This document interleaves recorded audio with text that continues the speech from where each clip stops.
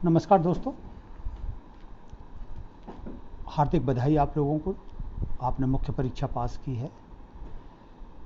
उससे पहले प्रारंभिक परीक्षा, यानी कि आप लाखों की भीड़ से छटकर यहाँ पे आए हुए हैं। अब सिर्फ अंतिम चरण बाकी है और ईश्वर खुदा ने चाहा तो यह भी बहुत अच्छा होगा।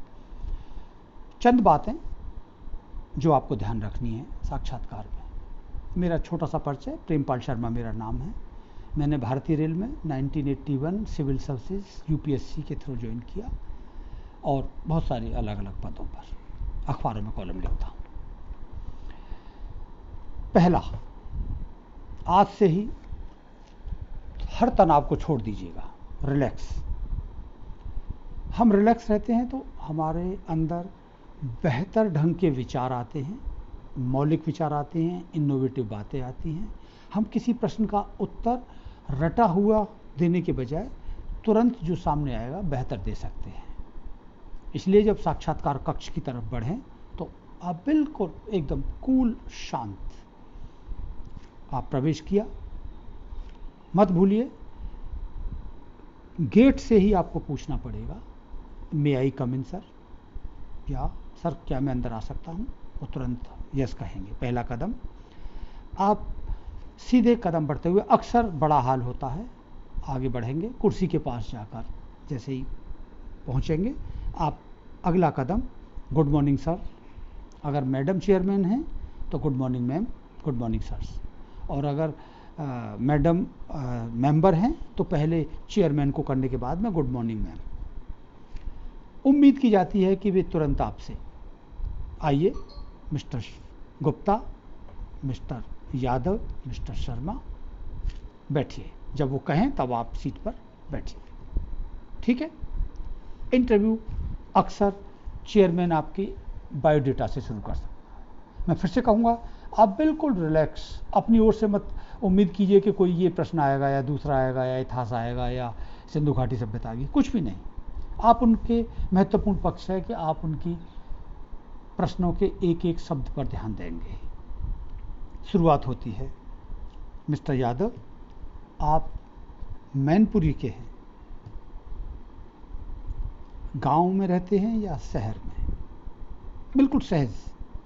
आप खुर्जा के हैं, किसी गांव में हैं या शहर में हैं? अगर कोई उधर का हुआ तो वो और भी बुनियादी प्रश्न कर सकता है कि अच्छा आपके पास एक नदी बहती है खुर्जा के पास में, गंग नहर की, कौन सी नदी है, उसका नाम क्या है, कब बनी थी? यानी कि एक आपको रिलैक्स करने के लिए। इसलिए आप अपनी जहाँ के रहते हैं, जहाँ रहे हैं, जहाँ पैदा हुए हैं, उन प्रश्नों के लिए तुरंत तैयार रहिए। हो सकता है कि आप फिलहाल नौकरी कर रहे हों मद्रास में या दिल्ली में कर रहे हो, तो वहाँ से भी प्रश्न हो सकता है कि अच्छा आप दिल्ली में आप रेलवे की नौकरी में हैं, या आप एक्साइज की नौकरी में हैं, या आप नोएडा के किसी कॉलेज में पढ़ाते हैं। तो तैयार रहिए कि वहाँ से भी बात आगे बढ़ सकती है। यानी कि जितने ध्यान से आप प्रश्नों को सुनेंगे शुरू के, उतना ही आपके इंटरव्यू की शुरुआत अच्छी होगी। मोटी बात है। दूसरी बात है, आप उत्तर प्रदेश के पीसीएस के लिए अगर बैठ रहे हैं तो प्रदेश के बारे में पूरी जानकारी रखिए। उसकी ज्योग्राफी, कितने ज़िले हैं, कुछ ज़िलों का नाम बदला गया है, जैसे पिछले दिनों प्रयागराज इलाहाबाद का नाम हुआ, कुछ विवाद भी हुए थे, उसके बारे में आपका क्या मत है। उत्तर प्रदेश के बारे में कुछ और भी बातें हो सकती हैं कि जैसे क्या इसका विभाजन किया जाए, और विभाजन के पक्ष और विपक्ष में, और कितने किए जाएं, विभाजन की पूरी प्रोसेस क्या है, आखिर क्या सिर्फ राज्य अपने स्तर पर कर सकता है या उसको गृह मंत्रालय, केंद्र सरकार में कुछ इसके प्रोविजन। अगर आप राजनीति शास्त्र के विद्यार्थी हैं तो आपको और भी बेहतर जानकारी की ज़रूरत है। अगर आप कानून पढ़े हुए हैं, लॉ पढ़े हुए हैं, तो उसके बारे में भी, आखिर कानून कैसे बनते हैं, कौन से कानून हम राज्य बना सकता है, जैसे कि ये विभाजन का मामला है या शिक्षा नीति का है। अभी शिक्षा नीति इसी हफ्ते आई है। अगर आप कानून के हैं तो आखिर शिक्षा नीति किस लिस्ट में है, एक सेंट्रल लिस्ट होती है, एक कंकरेंट लिस्ट होती है, उसके बारे में आप बोलते हैं। तीसरा पक्ष है आपका, आप कौन से व्यवसाय में हैं, यानी नौकरी फिलहाल कहाँ कर रहे हैं तो उसके बारे में सारे तथ्य आपको पता होने चाहिए। मान लीजिए मैं एमईटी के अंदर पढ़ा रहा हूँ, बायोटेक्नोलॉजी मेरा विषय है, तो बायोटेक्नोलॉजी कितने विद्यार्थी हैं, बायोटेक्नोलॉजी आखिर आपने क्या पढ़ाई की है, वहाँ से फिर वो पीछे की तरफ जा सकते हैं कि आखिर बायोटेक्नोलॉजी में आप कैसे आए, इंजीनियरिंग में आए, आपने एमफिल किया, आपके बायोडाटा में ही दूसरी बातें शुरू होंगी कि आपके विषय कौन कौन से थे, उनके बारे में जानकारी रखिए। हो सकता है आपके पास साइंस रहे हो या गणित और फिजिक्स रही हो, बायोलॉजी रहा हो, या दूसरे इतिहास, पॉलिटिकल साइंस, अर्थशास्त्र रहा हो। अर्थशास्त्र अगर रहा हो तो निश्चित रूप से मान के चलें कि कुछ प्रश्न ऐसे हो सकते हैं कि जो लेटेस्ट उत्तर प्रदेश के अर्थशास्त्र, जो इंडस्ट्रियल डेवलपमेंट और उन सबको लेके, प्रदेश के पिछड़े होने के क्या कारण हैं, बीमारू राज्य क्यों कहते हैं उत्तर प्रदेश को। आपका साक्षात्कार इलाहाबाद में है, सपोज कोई आप में से इलाहाबाद के रहने वाले हैं, तो इलाहाबाद के बारे में आपको थोड़ा विस्तार से, इलाहाबाद विश्वविद्यालय कब बना, क्या खासियत है, क्या याद आता है आपको कि इलाहाबाद विश्वविद्यालय में कौन कौन से महत्वपूर्ण व्यक्ति हुए हैं, कई प्रधानमंत्री दिए हैं इलाहाबाद में, वीपी सिंह वहीं पढ़े, चंद्रशेखर वहीं पढ़े, जवाहरलाल नेहरू पहले प्रधानमंत्री का आनंद भवन वहीं पर है, लाल बहादुर शास्त्री का भी शायद कुछ न कुछ संबंध हो सकता है। उत्तर प्रदेश ने सबसे ज़्यादा प्रधानमंत्री दिए हैं। अगर तो कोई सिलसिला एक के बाद दूसरा आगे इस रूप में बढ़ता जाएगा। एक महत्वपूर्ण पक्ष है कि करंट अफेयर्स।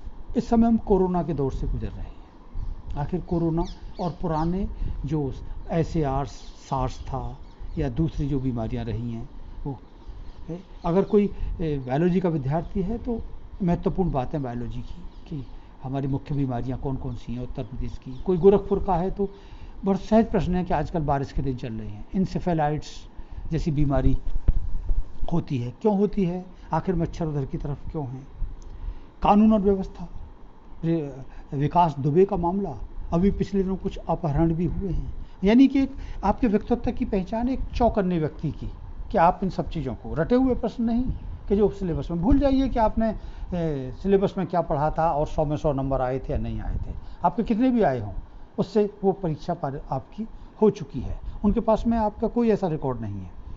अगर आपने थोड़ा ही सजगता से काम लिया, चौकन्नेपन से, और न ओवर कॉन्फिडेंस और न अंडर कॉन्फिडेंस, आप डरे हुए भी नहीं, आप एक सामान्य, जैसे कि मैं उनके बीच का हूँ, कल को आपको एक जिम्मेदारी संभालनी है एज एसडीएम या दूसरे पदों पर, तो आप उसके लिए कितना उपयुक्त हैं, ये आपको वो देखेंगे। ये प्रश्न का जवाब महत्वपूर्ण नहीं है जितना कि आपकी ईमानदारी, पारदर्शिता। अगर नहीं आता तो सीधा कह देंगे कि सर मुझे याद नहीं आ रहा, मैं कोशिश करूँगा, मैं भूल गया हूँ, या आपने कि मैंने बहुत पहले कभी देखा था, बहुत साफ कह दीजिए। तिकड़म नहीं कीजिए, मतलब झूठ का सहारा लेने की कोशिश नहीं कीजिए कि आपको आता नहीं है और आप गलत बताएं। अगर नहीं आता तो आप सीधे बता देंगे कि मुझे इस समय याद नहीं आ रहा है ना। ये अपने शहर के बारे में, उसकी जनसंख्या, वहाँ का मुख्य उद्योग कौन सा है, कौन कौन सी नदी आपके पास के बह रही है, सिंचाई के साधन, अगर आपके पास ज़मीन है तो आपके पास उसमें फसलें कौन कौन सी उगाते हैं आप, उनकी वैरायटी क्या है, किसानों की समस्याएं क्या हैं, आखिर इस सरकार ने कौन कौन से कदम किसानों के लिए उठाए हुए हैं। उत्तर प्रदेश एक बड़ा राज्य है, पूरी आबादी कितनी है, और किसानों की समस्याएं वहाँ की और केरल की समस्याओं से अलग कैसे हैं।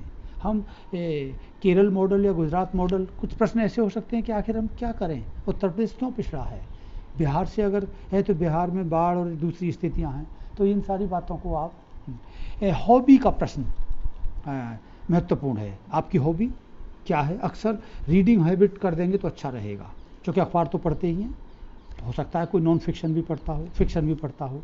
प्रेमचंद का नाम, प्रेमचंद की जयंती अभी मनाई गई थी, ऐसे कुछ को उनकी कुछ कहानियाँ, कुछ उपन्यास पढ़ने, या कोई और किताब आपने पढ़ी हो, पिछले दिन जो किताब आई हैं जो नॉन फिक्शन की है उसके बारे में होगा, तो आपका पता लगेगा कि आपका अध्ययन भी अच्छा है। स्पोर्ट्स है तो स्पोर्ट्स के बारे में मुझे लगता है कि इन सब बातों का ध्यान रखें, और जब वो कहें थैंक यू तो आप खड़े हों सावधानी से, फिर से thank you sir, thank you ma'am, और आप एक कॉन्फिडेंस से एक शांत स्वर से आ गए। इन सब बातों को बहुत ध्यान में रख के चलेंगे तो निश्चित रूप से आपका साक्षात्कार बहुत अच्छा होगा और मुझे यकीन है कि आप सफल होंगे और एक सफल एसडीएम या आईएएस की भूमिका निभाएंगे। बहुत बहुत धन्यवाद।